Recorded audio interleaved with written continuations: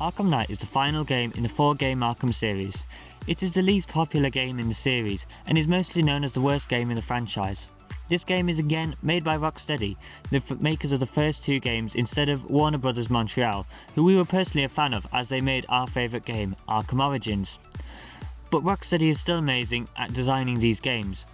We advise you to watch the other 3 videos first before watching this, as we will build off opinions of these games in this video.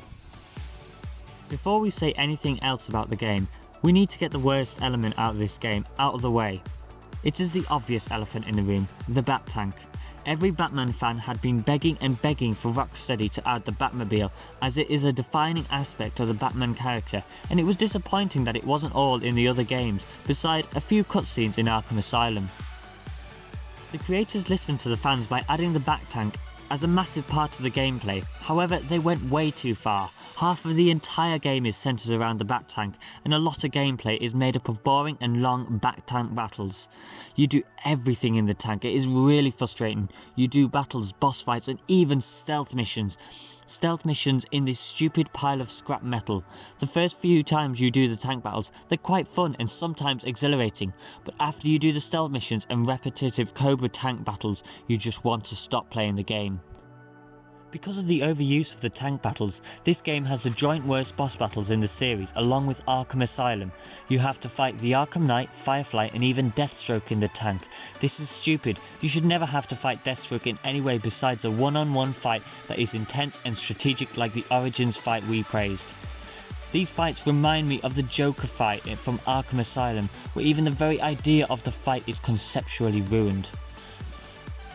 Okay, another annoying aspect we hate about this game are the designs. Similar to Origins, this game changes up the designs of lots of villains. There are 2 design changes that really rub us the wrong way. The first one is the Killer Croc change. As many of you know, we really like the Origins look and absolutely love the Asylum look, and that is why we hate the design so much. It is rubbish compared to the other 2. He just, in our opinion, doesn't look very threatening. He looks stupid as he is really fat and seems like he would be top heavy and always falling over.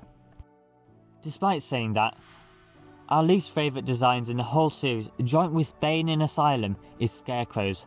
Many people like this design, but it personally frustrates. He looks too heavy and military grade. Scarecrow himself isn't meant to look massive and strong. He should look wimpy and weak. He is strong once in the fair world, not physically.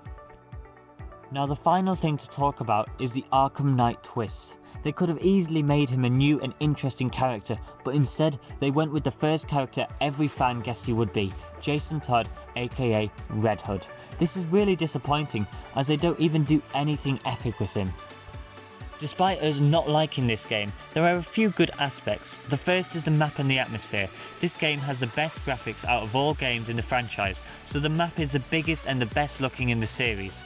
It is also very alive and busy. There are hundreds of criminals roaming around the city.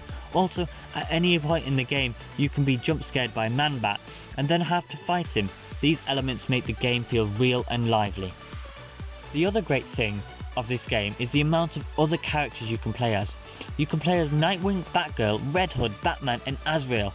Being able to play with all these famous and popular comic characters, we feel the free play and DLC again makes this world feel alive and massive.